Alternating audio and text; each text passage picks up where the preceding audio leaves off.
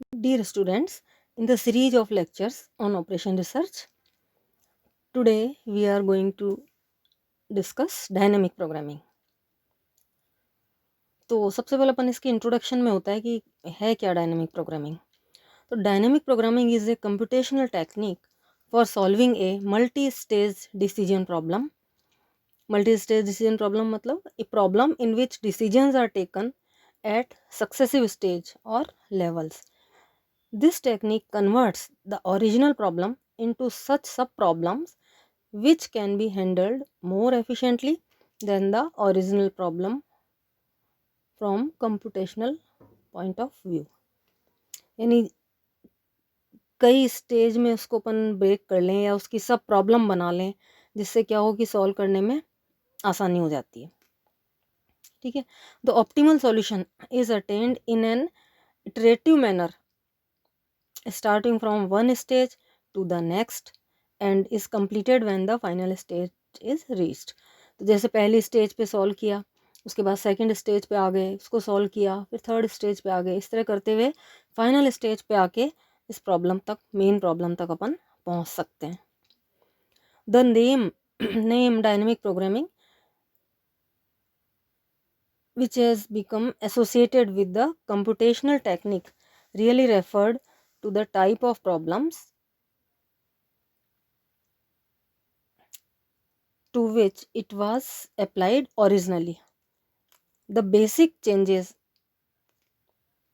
या basic idea which led to this technique was developed by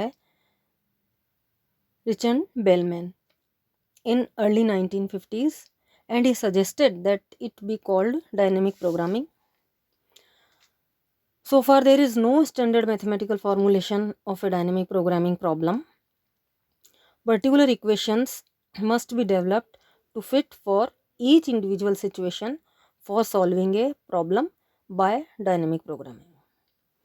Though multi-stage problems occur themselves sufficient frequently, it is often possible to introduce the multi-stage nature in the problem. So the dynamic program may be used. तो इसका नाम किस तरह से दिया गया था dynamic programming, ये थोड़ा सा इसका हिस्टोरिकल पार्ट है। अब इसको सॉल्व किस तरह से करना है उस पे आते हैं अपन। तो सबसे पहले इससे पहले एक चीज़ और बता दूं कि यहाँ पे अपन इसको इस तरह से मान सकते हैं कि जैसे कोई प्रॉब्लम है उसको एन स्टेज में अपन ने ब्रेक कर लिया। पहली स्टेज पे अपन ने एक सोल्यूशन निकाला। अब ये मान के चलें कि अगर इस स्टेज पे कोई डिसीजन गलत हो गया तो उसे छोड़ो, अपन नेक्स्ट स्टेज पे आ जाओ। तो ये रियल लाइफ में भी अपने अप्लाई करना चाहिए कि कहीं किसी स्टेज पे कुछ गलत हो गया या कोई गलत डिसीजन हो गया, उस चीज़ को वहीं छोड़ो।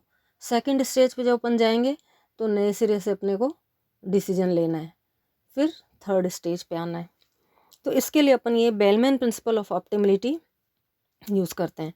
The basic concept of dynamic programming is contained in Bellman's principle of optimality which says that an optimal policy has the property that whatever the initial state and initial decisions are, the remaining decisions must constitute an optimal policy with regard to the state resulting from the first decision. वही बात हो गई कि एक optimal policy की ये property होगी कि पहली स्टेज पे आपने क्यों जो भी इनिशियल डिसीजन हुआ, लेकिन नेक्स्ट स्टेज पे जो डिसीजन है वो उससे इंडिपेंडेंट होगा। ठीक है, तो मैथमेटिकली इसको अपन लिख सकते हैं F N X equal to maximum of D N belongs to X R D N plus F N minus one T X D N. यहाँ पे एफ एन एक्स क्या है, the optimal returns from N stage process when initial stage is X. ठीक है, X क्या है, set of admissible decisions.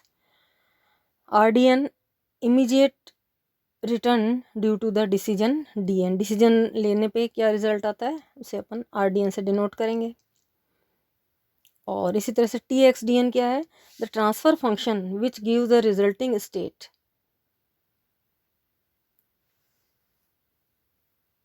That is, in the light of this principle, we can write a recurrence relation which enables to take the optimal decision at each stage. ठीक है, तो इससे एक T X N एक recurrence relation बन जाता है। If we know the optimal policy और optimal solution for n-1 stage sub problem, we can determine the optimal policy for n stage problem. तो इस तरह से ये काम करता है। अब सॉल्यूशन प्रोसीजर क्या होगा? The solution of a problem by dynamic programming involves the following steps. क्या होना है उसमें? नंबर 1 पे क्या है? The development of functional equation for the problem and to write the recurrence relation connecting the optimal decision function for the n stage problem with the optimal decision function for n-1 stage problem, और यूँ कह दो write the Bellman's principle for the multi-stage problem. To write the relation giving optimal decision function for n stage problem subproblem and to solve it, then to solve the optimal decision function from n equal to 1 से शुरू किया तो 2 3 4 n-1 stage तक जाना है और finally n stage पर पहुंच जाएंगे। तो इसको अपन एक एग्जांपल से ज़्यादा अच्छी तरह समझ पाएंगे। तो एक एग्जांपल लेते हैं।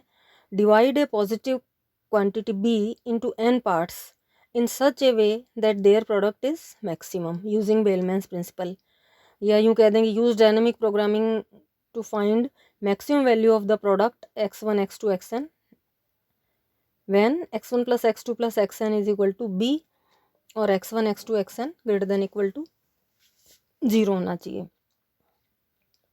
यानी जैसा पहले इसके पार्ट में है कि b जो है उसको इतने n पार्ट्स में डिवाइड करना है, यानी x1 plus x2 plus xn जोड़ने पे तो b आ जाए और उनका जो प्रोडक्ट है x1 into x2 into xn वो मैक्सिमम हो जाए। और क्योंकि पॉजिटिव हैं तो ये जो पार्ट्स भी हैं इनके पॉजिटिव ही लेने हैं, x1 x2 xn greater than equal to 0।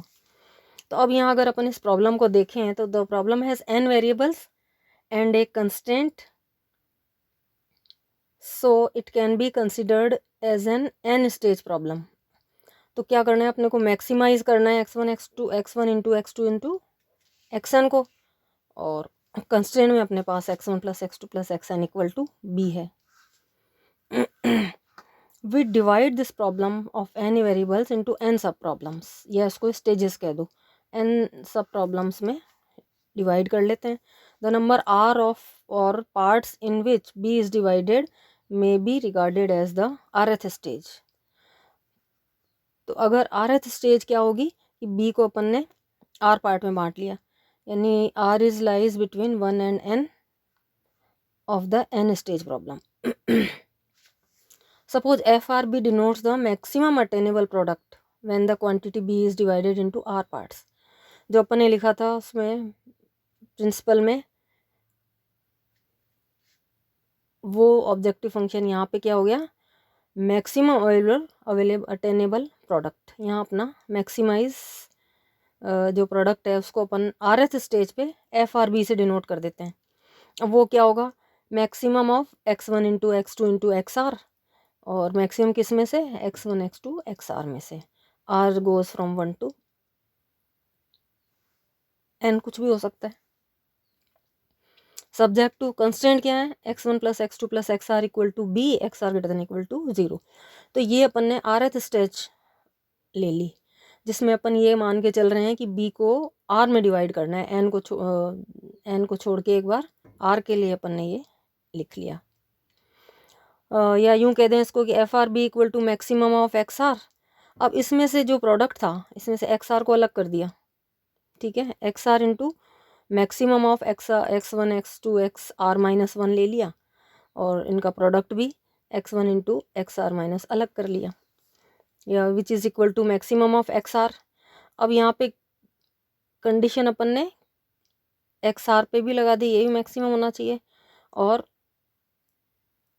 R-1 वाला प्रोडक्ट अलग कर लिया। इसको क्या लिख सकते हैं अपन? FR-1 ये B के बराबर होता, लेकिन इसमें से एक जो है XR कम हो गया तो B माइनस XR, क्योंकि ये R-1 स्टेज हो गई, ठीक है ना। अब इसको अपन लिख दें maximize of 0 less than Z less than B, जहाँ XR को Z से डिनोट कर दें, Z F R minus one B minus Z. ठीक है, एक बार आप इसको करके देखिएगा। Here we have denoted current decision variable by Z. ठीक है, अब अपन चलते हैं फर्स्ट स्टेज पे। जब आर इक्वल टू 1 हो तो उस वेस में क्या होगा कि बस ए की वैल्यू होगी बी, तो एफ वन बी रिजल्ट उनका प्रोडक्ट भी क्या आएगा, बी आएगा, विच इज़ ट्रिवियली ट्रू है। और जेड कितना आएगा, एक्स आर, यानी ए की है तो वो बी आएगा ऑप्टिमल पॉलिसी से। तो ये तो कुछ प्रूव करने की ज़रूरत ही नहीं है, ट्रिवियल हो गया, ट्रिवियल सॉल्यूशन हो गया। अब नेक्स्ट चलें आर इक्वल टू 2 पे, तो F one B equal to B, Z equal to B. R equal to 2 के लिए we note that B is to be divided into 2 parts. Here initial state is B. If initial decision is Z, then resulting state is B minus Z and it is to be divided in only one part. तो by Bellman's principle अपन ये लिख सकते हैं कि F to B equal to maximum of 0 less than Z less than B, Z into जो अपन ने recurrence relation निकाल लिया था ऊपर, वहाँ R की जगह अपन ने 2 लिख दिया, तो F to B equal to maximum of 0 less than Z less than B, Z into F1 B minus Z। ठीक है, ये इसको आप चाहो तो इक्वेशन नंबर 2 कह दो। अब 1 और 2 से इक्वेशन नंबर 1 कौन सी थी अपनी, ये जनरल आर के लिए, और 2 हो गई ये आर इक्वल टू 2 के लिए। तो 1 और 2 गिवन प्रॉब्लम सेटिस्फाई बेलमैन्स प्रिंसिपल। तो अब 2 में क्या रहता है ये देखते हैं। For R equal to 2,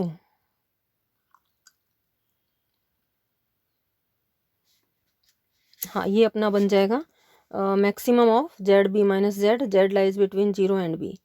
In this problem, Z can assume an infinite number of values such that Z lies between 0 and B।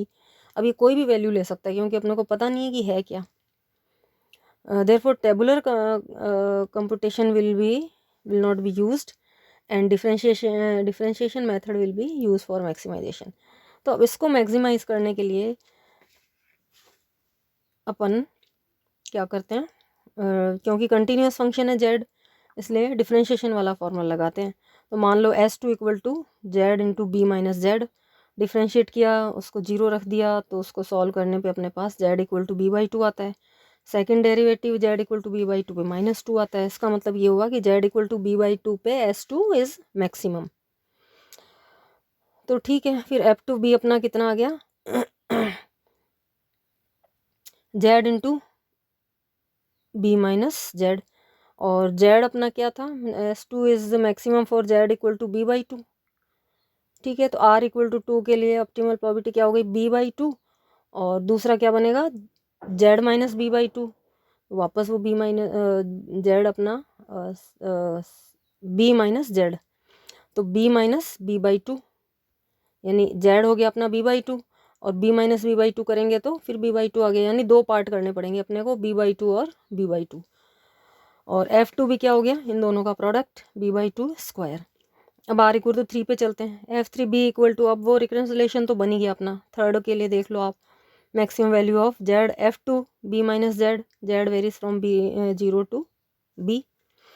अब F2 B माइनस जेड की वैल्यू अपने को पता है, वो क्या था, F2 B था अपना B बाई 2 का होल स्क्वायर, तो F2 B माइनस जेड क्या हो जाएगा, B माइनस जेड बाई 2 का होल स्क्वायर, क्योंकि यहाँ F2B की जगह अपने को F2B माइनस जेड रखना है, ये यहाँ पुट कर दिया। अब ये मान लेते हैं अपन S3, तो let S3 equal to Z into B minus Z by 2 का होल स्क्वायर। अब इसको मैक्सिमम वैल्यू चाहिए अपने को, तो पहले डिफ्रेंशिएट किया और 0 रखा तो B बाई 3 आ गया Z इक्वल टू।